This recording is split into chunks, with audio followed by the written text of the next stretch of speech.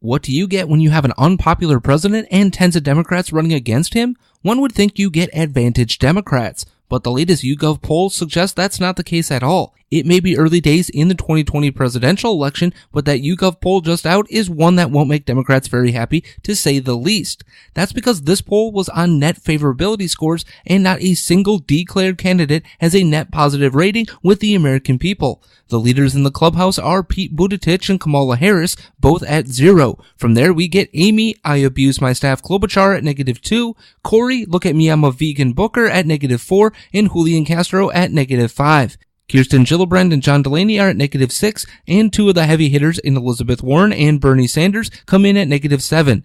Donald Trump is next on the list at -9, and he's followed up by Tulsi Gabbard at -12. Finally, at the very bottom of the net favorable ratings is potential independent candidate Howard Schultz with a whopping -23.